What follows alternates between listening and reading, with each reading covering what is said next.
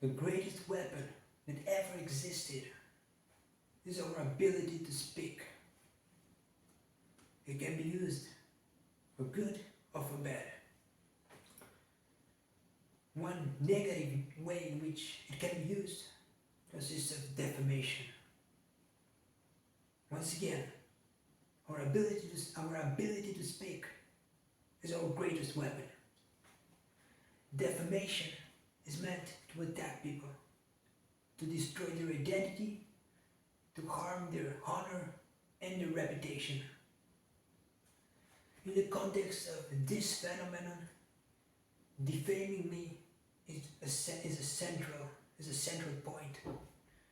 Every day, more defamatory claims are made, and they ruin my reputation, they destroy my identity, and they harm my honor. And in order to combat society's disinformation campaign and defamation that happens every single day, I created my journals. And in these journals, I'm defending myself from society's defamation.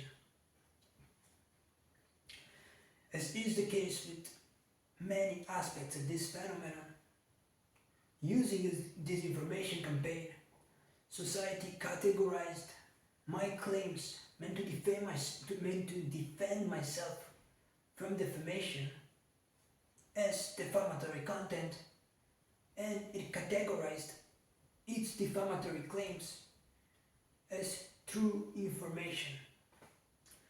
And in this video, I want to expose, I'm aiming at exposing this critical aspect of society's disinformation campaign. My plan for this video is to provide a guide, provide a plan, a system for people to use to differentiate claims that are defamatory from claims that are meant to defend from defamation. In my journal, I'm defending from the defamation that society commits against me. And right here on the board, I wrote key aspects of the two categories. On the left, I call it attack. Attack represents the action of purposely defaming another person. And on the right, I call it defend. I call it defense.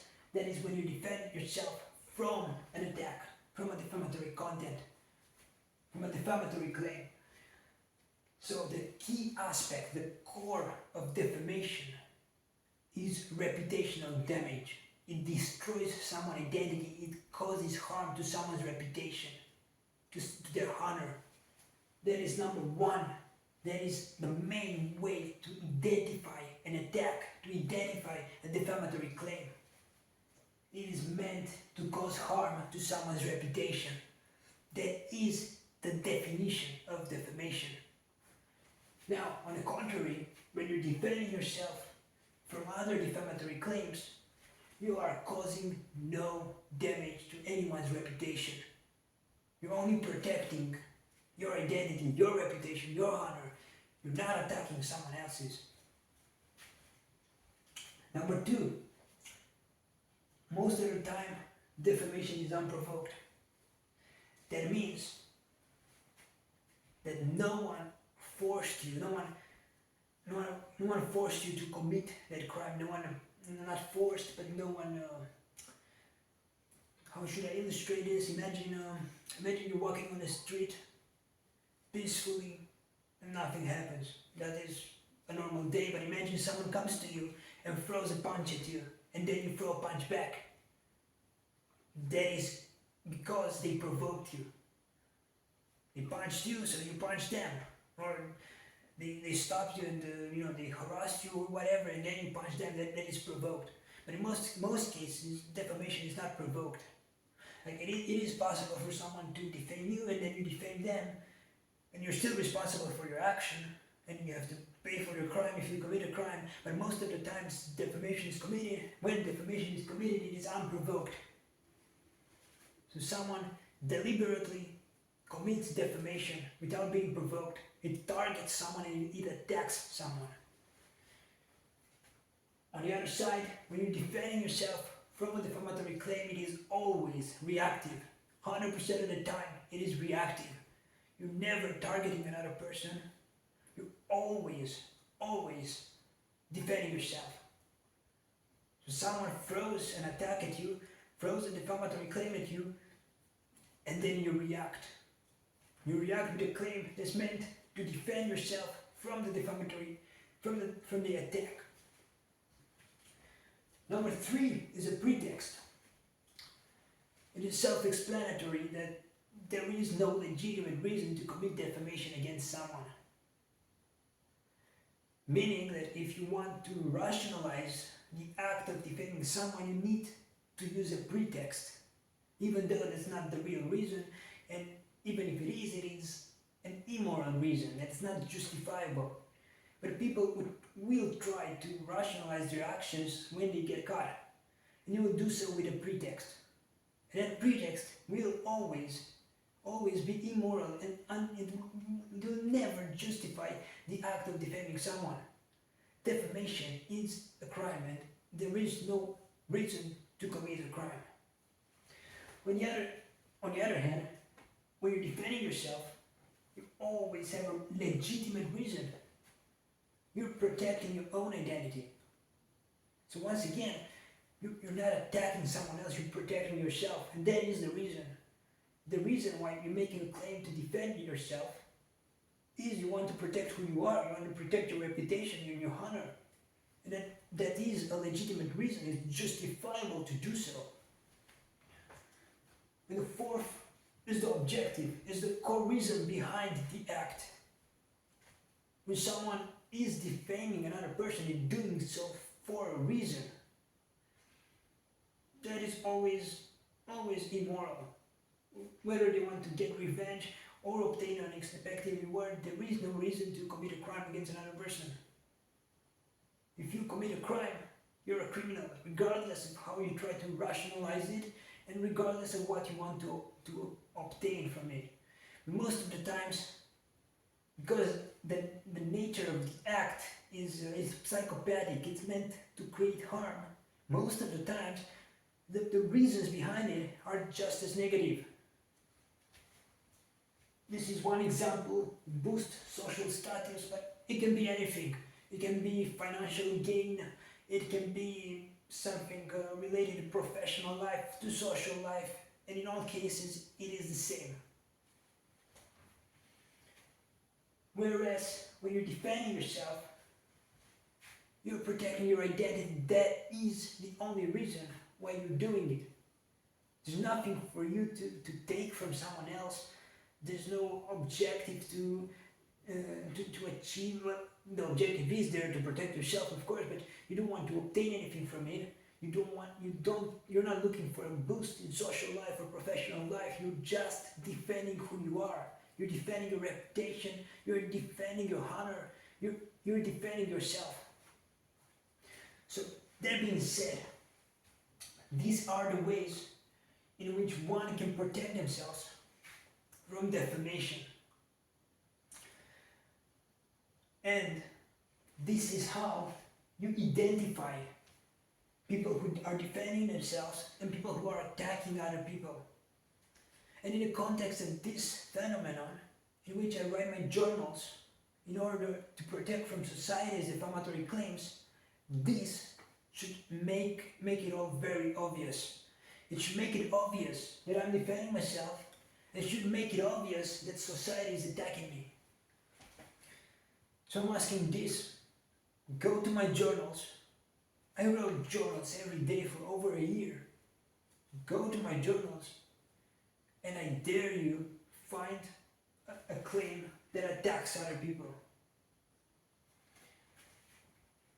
This task will be subject to disinformation. So I have to set some ground rules first. Indeed, my journals, some of my journals, contain insulting comments, not defamatory comments, They're not destroying anyone's identity, but they are insulting comments. And this is caused by ongoing torture and frustration. It builds up, and the psychological distress is expected to lead to far worse than just making insulting comments.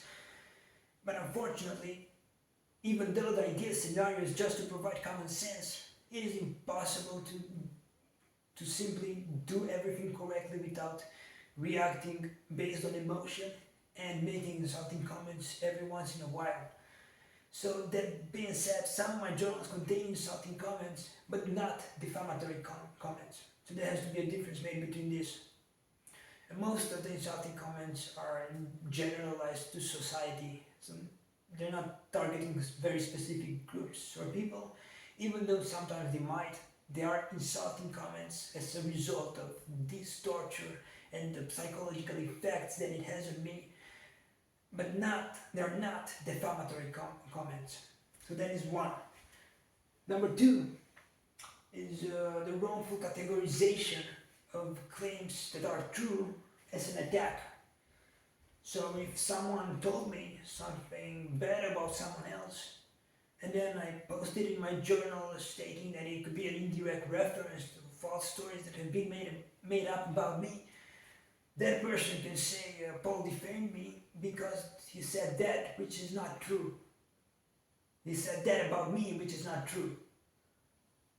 So then they're lying, and there has to be a confrontation in order to decide that. Because, and this is crucial, an attack is only made, so a real attack is only made when someone is purposely sharing false information in order to damage that person's reputation. But that's not what I'm doing, and there are two aspects to this. One is the fact that I don't defame people. So I never said that person did that or said that if they didn't do it. So behind my back, they might claim that I defamed them and I lied, but I didn't. And if they would confront me, since they have access to my journals, I would be able to prove that I'm stating the truth. So that is why people do not confront me.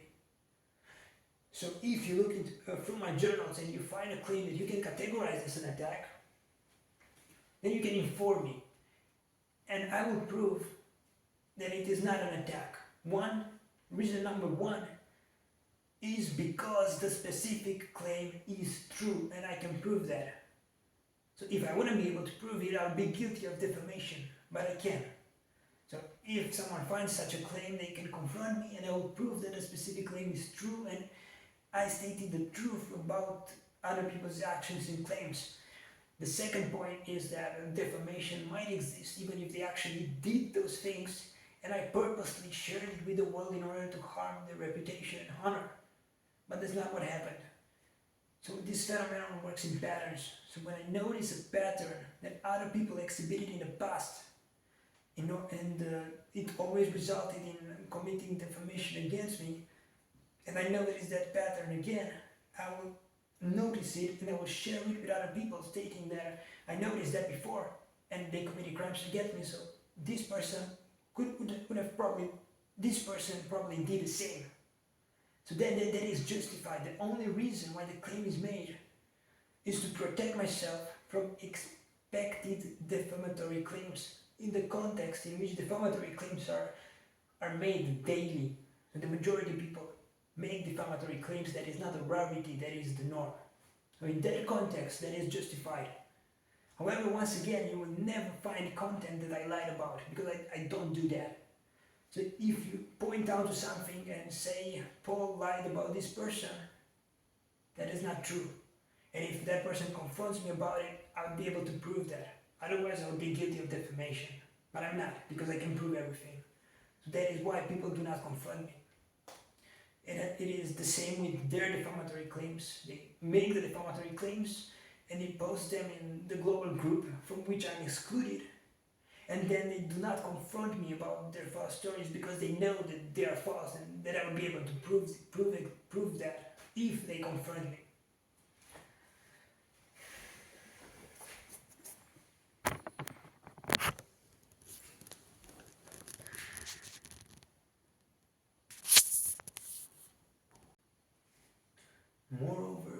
it is crucial to provide an example. So a defamatory claim will look something like this. Person A will go on the global stage where this phenomenon takes place and state the following. Paul said this negative thing about that girl. Paul said this negative thing about that girl's body. That is a common example that's repeated multiple times from this phenomenon. That is how an attack looks like. Defending from that looks something like this. So this is a claim that I would make based on my observations. I noticed behavioral change from person A. That behavioral change was associated with false stories in the past. And based on the specific observations that I made, I'm concluding that person A most likely made up false stories about me and committed defamation against me. Moreover, I believe that his false stories might be related to the topic God's bodies. So that is a claim meant to defend myself from a potential defamatory claim that person A might have made, that person A might have written on the global stage where this phenomenon takes place. So because of the specific mechanisms at the core of this phenomenon, I do not have access to the defamatory claims. So all my observations, all my conclusions need to be made from observations and indirect references. This is like watching the news in an indirect manner. For example, instead of watching the news, you're watching the facial expressions of someone else who's watching the news. And then you can tell if the news are positive or negative. That is a very simplistic example. In my situation, I can gather far more information about this phenomenon than in the example that I provided.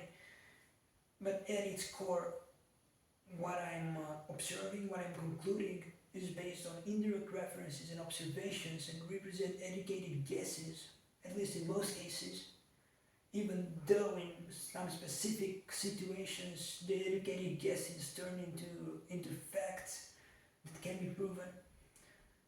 However, because they're educated guesses in the situations in which I do not have access to enough information, I might be wrong. So that means that, let's say person A didn't actually do anything, but they exhibited behavioral patterns that other people exhibited in the past. And those people that exhibited those behavior patterns in the past made up false stories about me. And for some reason, person A exhibited the same behavioral patterns, but for different reasons. For me, it is logical to conclude that person A made up false stories about me and defamed me on a global stage.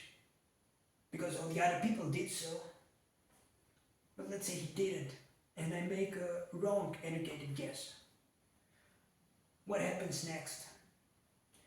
So I would go to my journal and say exactly what I've just mentioned. I've noticed this at person A, I believe they made up false stories about me and defamed me. And then person A sees the journal, and what's the outcome? Is person A's reputation affected? Is their honor affected? Is their identity destroyed? Absolutely not. Because the claim that I made about person A was meant to defend myself from potential defamation and not to attack the other person.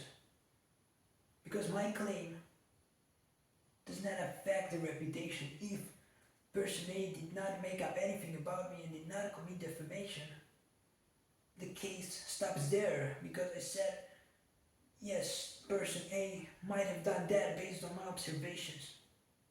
I believe person A did that based on my observation, that if I'm wrong, if person A never posted anything about me, never said anything about me, then nothing happens, because everybody knows from the second that my educated guess is made, that my educated guess is wrong. So that means that there is no harm to personate reputation or honor. I am justified to make these observations because it has been proven that defamatory claims are made on a daily basis. So I need to defend myself from these defamatory claims. It is expected, it is 100% expected to occasionally be wrong and claim that someone committed defamation when they didn't. But by doing so, I'm not affecting the other person's reputation or honor, because my claim is not targeting their identity, their reputation, their honor. It's not targeting them at all. It's only meant to protect me from potential actions, from potential crimes that they might have committed against me. And if they didn't, then my claims have no effect on them at all. That is the difference between defending yourself from defamatory claims and attacking other people. Once again, it is crucial to remember this and to use this guide to differentiate between defending oneself and attacking another person.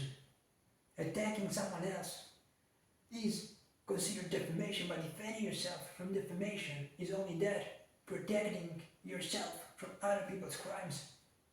And that's what my journals are doing. I'm protecting myself. When I write these journals, I do it with that purpose, to protect myself from defamatory claims, to expose other people's corrupt actions. If I state that these people did that to me, and I believe that they did, and they didn't, there is no harm to their reputation.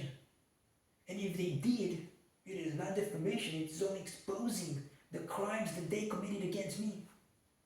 And it is 100% justified. Finally, the last topic that I want to cover is what happens if the line between defense and attack is crossed. First, I want to clarify that this is difficult to do unless it is done on purpose.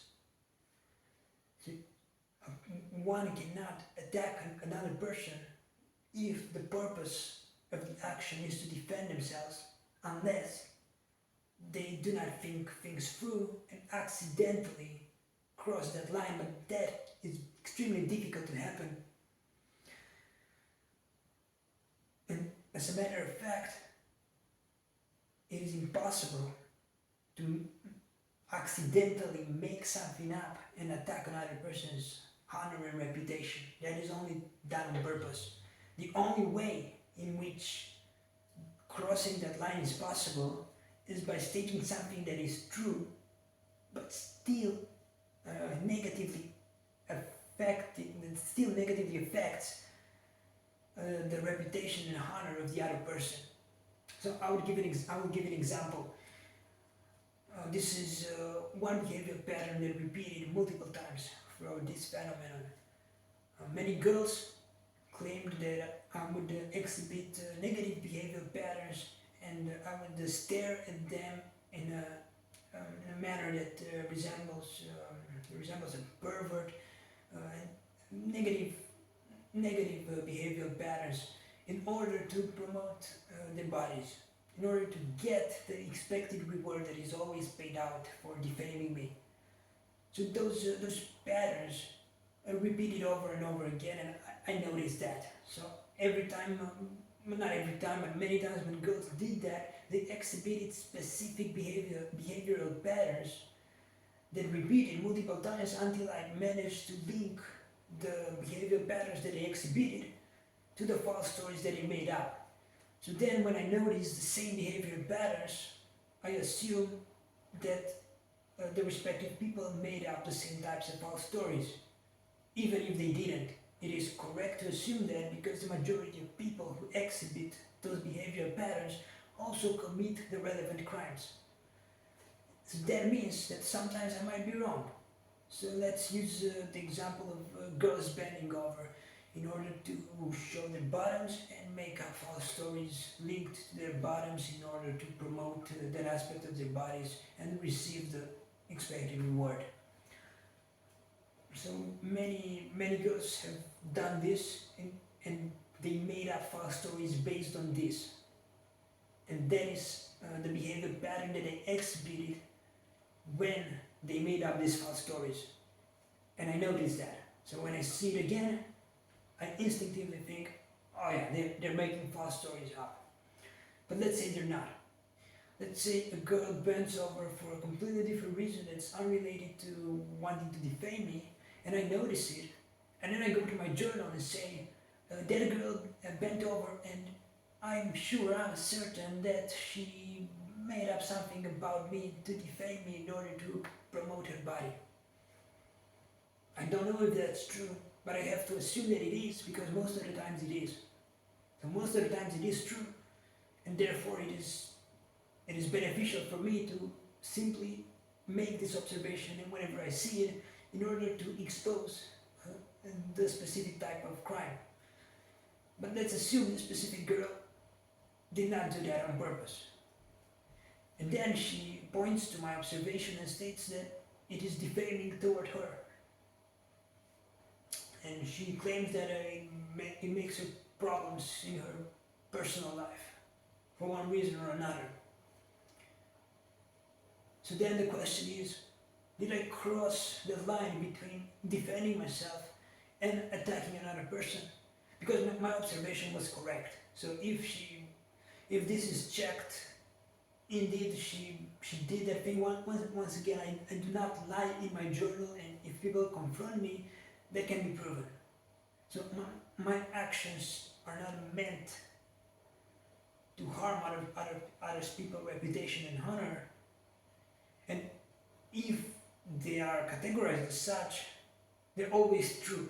So if some of my claims can be categorized as attacking another person, it is not because I made something up to attack them, but because I noticed something that I believed was linked to defamatory content made up to defame me, and then I posted that in my journal with the intent of exposing the potential defamatory content. So if someone claims, Paul, you said that about me and that's not true, they can confront me and I can prove that it is.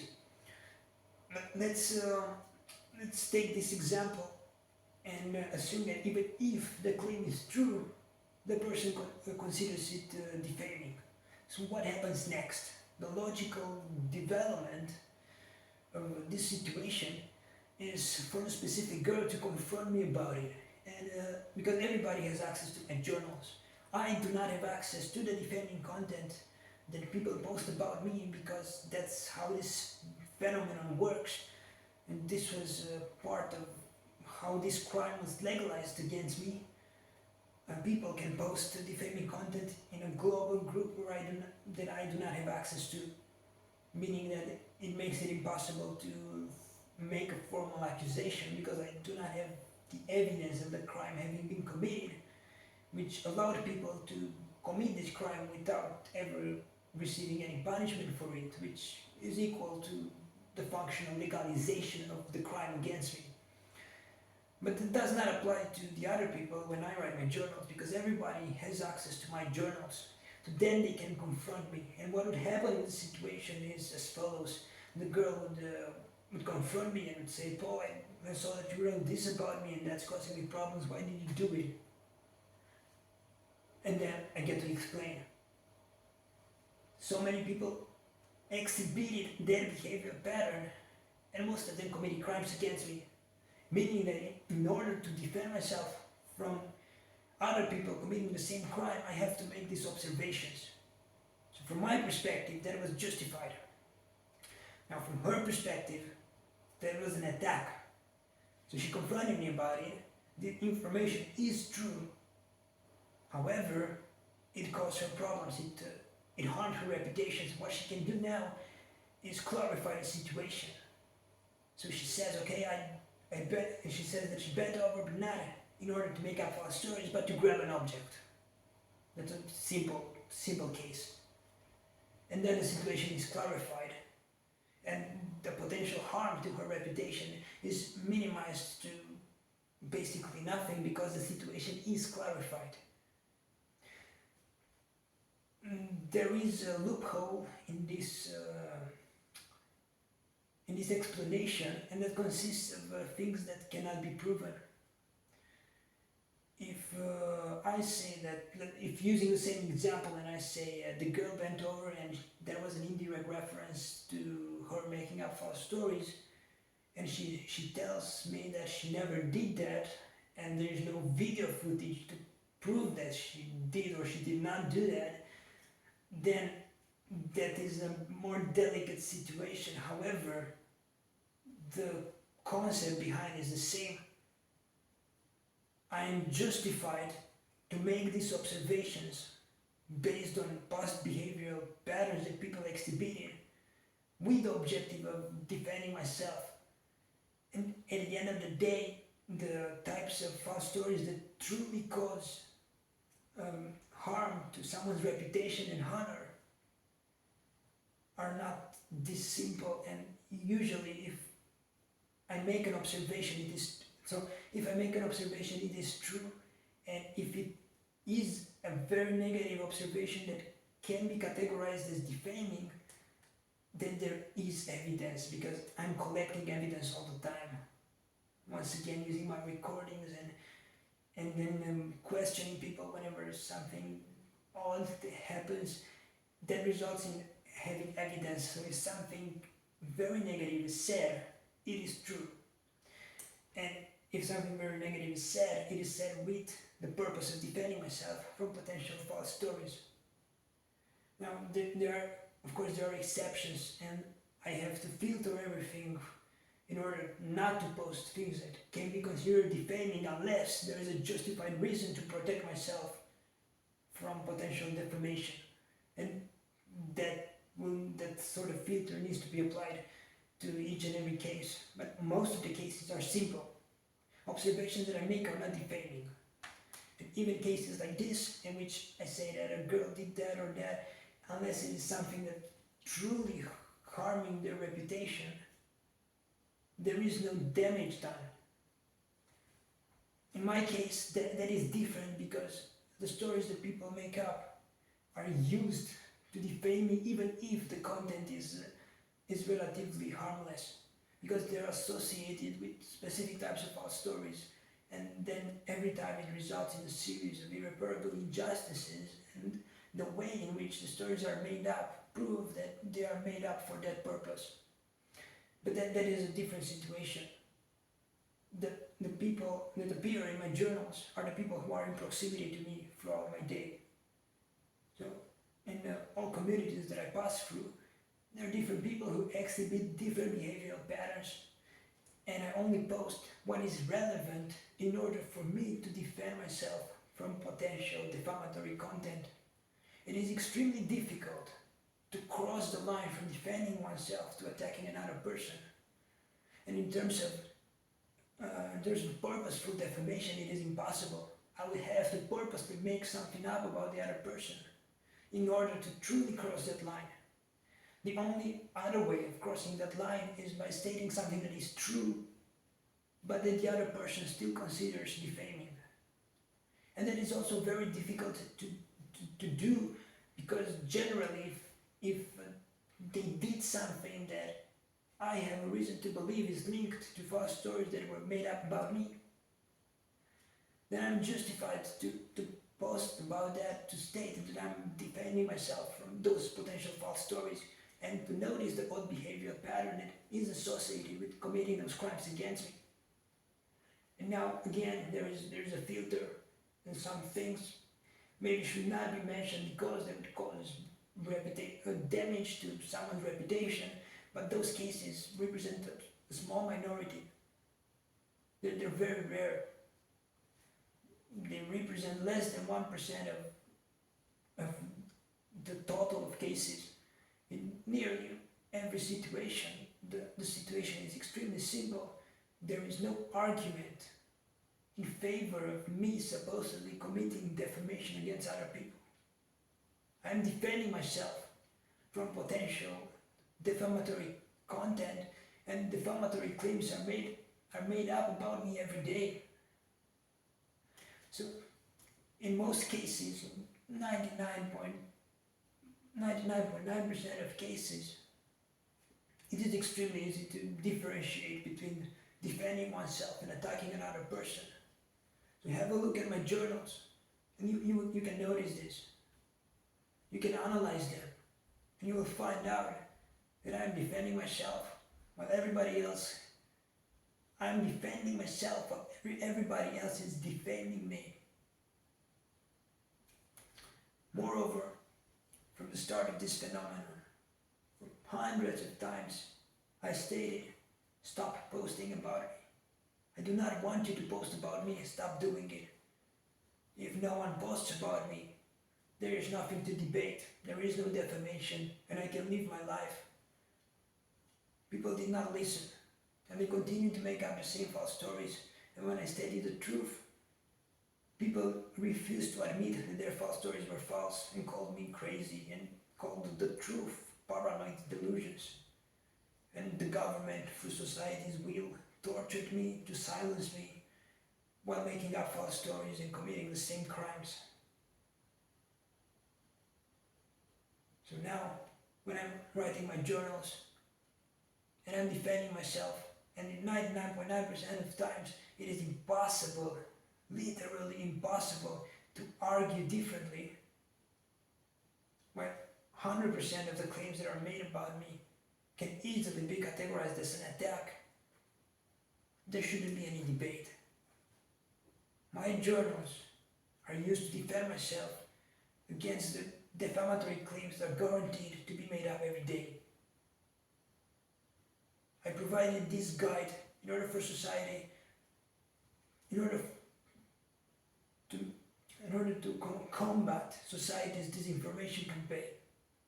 At least this segment of society's disinformation campaign. My journal is used to defend myself, not to attack other people. On the other side, you are all defaming me for your claims, directly or indirectly. If they're used to support society's delusional system, they are false. And they're unprovoked. They're unnecessary. I told you, stop posting about me. You don't post about me. My journal doesn't affect you. Because it's defending myself, it's not attacking you. So when you post about me, you're purposely attacking me. You do not need to post about me because no one is defaming you, my content. My journal is only it's only used to defend myself. No one is attacking you. You have no reason to post about me, but you do it anyway. You're purposely attacking me. And I said this hundreds of times since 2017 onward. Stop posting about me. At this point, this should be clear. The global group should be used to expose the truth about societies and the government's atrocities and irreparable injustices that had already taken place. But committing more crimes against me should not happen, and it should be prevented. And people should stand for obtaining justice.